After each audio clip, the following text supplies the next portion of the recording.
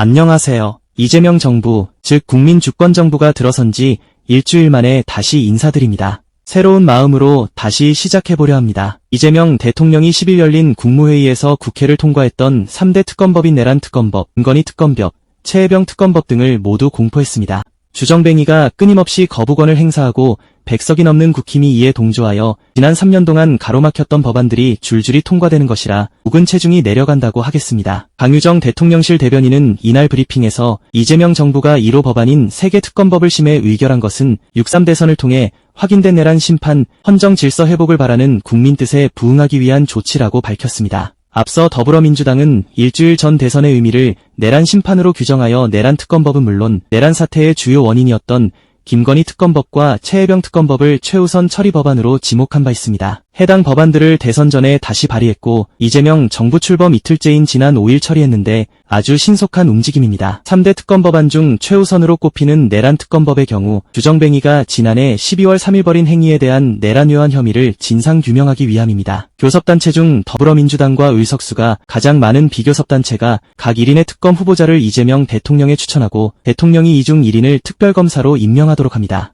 즉 민주당과 조국혁신당이 한 명씩 후보를 추천하면 이 중 한 명이 지명될 예정입니다. 수사준비기간 20일에 수사기간 90일, 총 110일이 기본이며 여기에 연장 30일, 재연장 30일 등 총 170일 동안 수사할 수 있습니다. 수사에 필요한 대통령 기록물은 국회의원 5분의 3 이상이 동의하거나 관할 지방법원장의 허가가 있으면 열람할 수 있도록 했습니다. 국회의원 180명이 동의하면 열람이 가능한 것인데 민주당과 조국혁신당, 진보당 등의 의석을 합치면 충분히 가능합니다. 이재명 대통령과 강훈식 비서실장이 국회의원직을 내려놨지만 가능합니다. 또 주정뱅이가 가장 결사적으로 가로막았던 김건희 특검법은 얼큰이의 주가 조작과 양평고속도로 특혜 파동, 그리고 뇌물수수건 그리고 명태균 건진법사 등을 통한 국정농단 및 선거 개입 사건 등의 진상을 규명하기 위함입니다. 무려 16개나 달하는 종합특검법인데요. 교섭단체 중 주정뱅이가 소속된 적 없는 정당, 그리고 의석수가 가장 많은 비교섭단체가 각 1인의 특검 후보자를 역시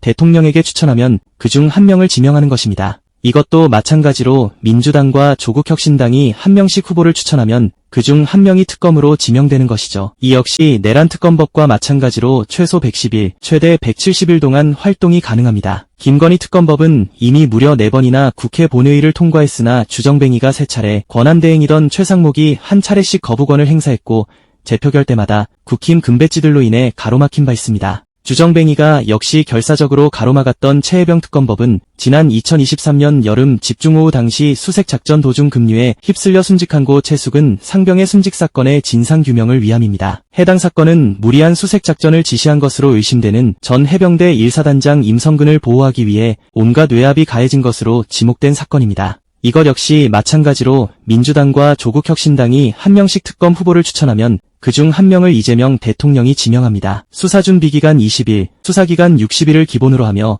연장 30일, 재연장 30일 등 총 140일 동안 수사할 수 있습니다. 최혜병 특검법의 경우엔 해병대는 물론 전체군의 사기와도 밀접한 연관이 있음에도 그렇게 주둥이만 열면 안보 타령을 하는 주정뱅이나 국힘 입장에선 더욱 찬성해야 했음에도 주정뱅이는 3차례나 거부권을 행사했으며 국힘당 역시 이에 동조했습니다. 3대 특검법이 공포되면서 곧 민주당과 조국혁신당이 특검 후보를 각각 추천할 것이며 이재명 대통령은 신속하게 임명할 것으로 보입니다. 후보 추천부터 지명까지 약 열흘 정도가 걸릴 전망이기에 6월 20일 정도면 특검 지명 절차가 마무리되고 7월 초부터는 본격적 수사가 가능해질 전망입니다. 앞서 내란 특검법의 경우에도 최상목이가 2차례 거부권을 행사한 바 있었는데요.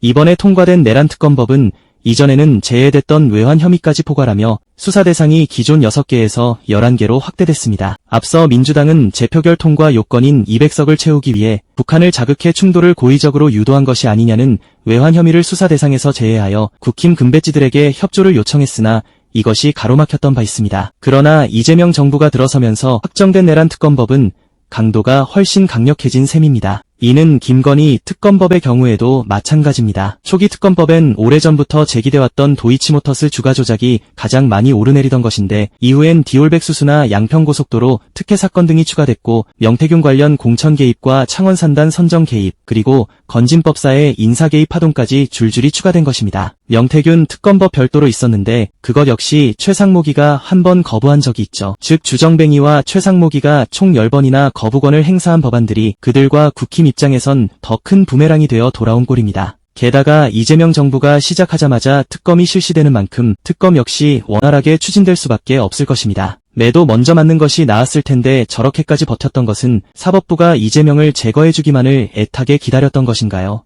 수사 범위가 많아졌으니 특검 규모 역시 커질 수밖에 없던 것인데요. 내란 특검법은 최대 60명, 김건희 특검법은 40명, 최혜병 특검법은 20명입니다. 이는 결국 주정뱅이와 국힘, 최상목 등의 자업자득이라고 할 수밖에 없는 것이죠. 이를 두고 조선일보는 기사에서 정치권과 법조계에선 민주당과 조국혁신당이 특검 후보 추천권을 독점하게 하는 등 3특검법의 독소 조항이 적지 않다고 지적한다라며 여야 합의 추천이나 야당이 특검 후보를 추천하는 경우는 종종 있었지만 정권을 쥔 쪽에서 특검 추천권을 독점하는 것은 전례가 없다고 공격했는데요. 그러면서 한 차장검사의 말을 인용해 검찰개혁을 한다던 문재인 정부가 전 정권을 대상으로 한 적폐 수사를 전방위로 하다가 조국 사태가 터지자 뒤늦게 검찰 수사권을 줄였다면서 이재명 정부도 검찰의 칼이 부메랑처럼 돌아올 수 있다며 역풍 타령을 했군요. 또 지난 6.1자 사설에서도 지금은 민주당이 정권을 잡은 상태다. 경찰, 검찰, 공수처는 물론이고 국가의 모든 수사기관이 민주당 정권 아래에 있다라며 정권을 잡은 측이 전 정권을 수사하는데 검찰이 아닌 특검을 이용하는 것은 매우 이례적이다. 아직 검찰과 경찰의 수뇌부가 바뀌지 않았다고 할지 모르지만 검경 간부들은 정권의 뜻에 가장 먼저 맞추는 사람들이라며 특검에 시비를 걸었군요. 당연히 이렇게 나올 줄 알았던 것이고요. 그러나 특검의 명분은 주정뱅이와 국힘당이 너무도 많이 만들어주지 않았습니까? 다시금 확인할 수밖에 없는 일이지만 내란은 수천 명, 수만 명을 죽일 수도 있던 끔찍한 행위였습니다. 저 같은 사람도 영연백으로 끌려갔을 수도 있는 일이고요. 검찰과 경찰 등 수사기관의 경우 그 간부들이 얼큰이 일가의 각종 범죄 혐의를 덮으려 애쓴 거 누구나 아는 사실 아니던가요? 그 간부들이 고분고분 말을 듣겠습니까? 국힘은 예상대로 특검법 공포에 발끈했는데요. 국힘은 박수민 원내대변인 입을 통해 검찰을 통해 수사를 다 할 수 있다라며 조선일보와 같은 논리를 쓴 뒤 수사 지휘에 문제가 있다면 우리와 상의하면 되는데 그런 것도 없이 진행되는 특검은 수백억 예산을 낭비하게 된다라고 반발했습니다. 그러나 속내는 3특검 법안의 수사 대상엔 내란 공범인 자기들 역시 포함될 수밖에 없어서입니다. 내란 특검법 수사 11가지 중엔 기타 방법을 이용한 국회 표결방해 시도 행위가 포함돼 있습니다. 해당 내용은 주정뱅이의 외환죄 혐의와 함께 이번 특검법에 새로 추가된 것으로 재표결 부결의 대가를 받고 있는 셈이죠. 주정뱅이가 내란을 선포한 바로 다음날 새벽 국회에 비상계엄 해제 요구한 표결에 국힘 의원들 대부분은 불참한 바 있습니다. 당시 108명 중 고작 18명만 표결에 참여한 것이죠. 이처럼 대부분의 금배지들이 표결에 불참한 데는 당시 원내대표였던 추경호를 필두로 한 친윤계가 주정뱅이의 지시를 받고 의원들이 국회로 가지 못하도록 한 것이 아니냐는 의혹이 매우 짙은 것입니다. 당시 뜬금없이 당사에 모이도록 한 것은 내란에 적극 가담까진 아니더라도 최소한 내란 방조에는 해당될 수 있죠. 특히 경찰청 국가수사본부 비상계엄 특별수사단에 따르면 주정뱅이는 계엄 선포 직후인 12월 3일 밤 추경호와 약 1분, 나경원과 약 40초가량 통화한 것으로 확인됐습니다. 이들은 주정뱅이가 미리 얘기 못해줘서 미안하다는 취지라고 전했는데요. 과연 이를 신뢰할 수 있겠습니까? 그뿐 아니라 김건희 특검법에도 국힘 정치인들이 대거 연루돼 있기 때문입니다. 명태균 게이트에는 국힘도 대거 연루된 것으로 파악되니까요. 시작은 지난 국힘 대선 경선 당시 주정뱅이가 홍준표를 앞섰던 여론조사 문제, 그리고 김영선 재보궐선거 공천권이 되겠지만 이것이 지난 지방선거나 총선 공천 문제로도 확대될 가능성이 높아서입니다. 당시 공천관리위원장이었던 윤상현이나 역시 명태균 여론조사에 도움을 받은 것으로 지목된 오세훈은 말할 것도 없으며 당을 떠나긴 했지만 홍준표 역시 특검 수사를 피하긴 어려워 보입니다. 명태균 건을 최초로 뉴스토마토에 밝혔던 이준석 역시 명태균과 밀접한 연락을 수시로 주고받았으며 역시 명태균 여론조사에 도움을 받은 것으로 알려진 바 있습니다. 그 밖에도 현 경남지사인 박완수, 강원지사인 김진태, 그리고 전직 서초구청장이자 현직 의원인 조은희 등이 명태균 관련해서 이름이 등장한 바 있습니다. 이것도 아주 극히 일부분만 나온 거 아니겠습니까? 지난 지방선거조차도 그러했는데 지방선거보다 훨씬 더 주목하는 총선엔 얼마나 개입이 됐을까요? 국힘 당사 압수수색이나 관련자, 대거 소환조사 등은 필수적으로 보이는 이유입니다. 또 최혜병 특검법에도 국힘 현직 의원이자 최혜병 순직 당시 국가안보실 2차장이었던 임종득이 연관돼 있습니다. 임종득은 문제의 수사외압 파문이 벌어진 당일 김계환 당시 해병대 사령관과 2차례 통화한 바 있는데 그 이후 박정훈 전 해병대 수사단장이 경북경찰청에 이첩했던 사건을 국방부 검찰단에서 황급히 낚아채갔다는 것입니다. 임종득 외에도 더 많은 친윤 세력들이 관련돼 있을 수 있는 것이고요.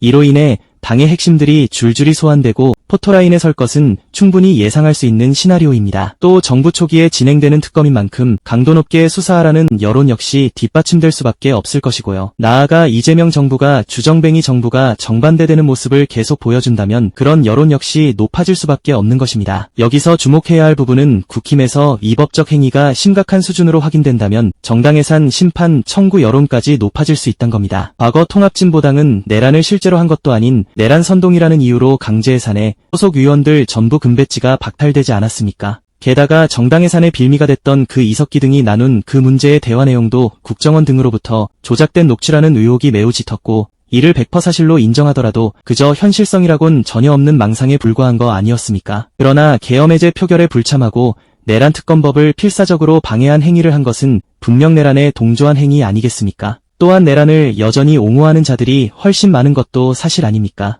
또한 당에서 경선을 통해 확정된 후보인 김문수를 한덕수로 모두가 잠든 새벽 중에 황급히 교체하려 했던 그 파문 역시 세계 정당 역사상 찾아볼 수 없는 또 다른 내란 사태 아니었습니까? 이런 내란 사태 역시 만 하루도 지나지 않아 종결됐다지만 그냥 덮고 갈 수 있는 문제가 아니며 여전히 앙금은 그대로 남아있는 거 아니겠습니까? 이건 결코 정치 모복이라 할 수 없는 문제입니다. 반드시 털고 가야 할 최소한의 조건 아니겠습니까? 이는 몽골기병처럼 속전속결로 마무리해야 하지 않겠습니까? 내란 청산을 비롯한 개혁 과제들은 올해 안에 대부분 매듭질 것으로 보이는데요. 스스로 하고 싶은 일이 매일 넘쳐날 이재명이 어떤 일을 할까 지켜보는 재미가 쏠쏠할 것 같습니다. 오늘도 감사합니다. 늘 건강하십시오.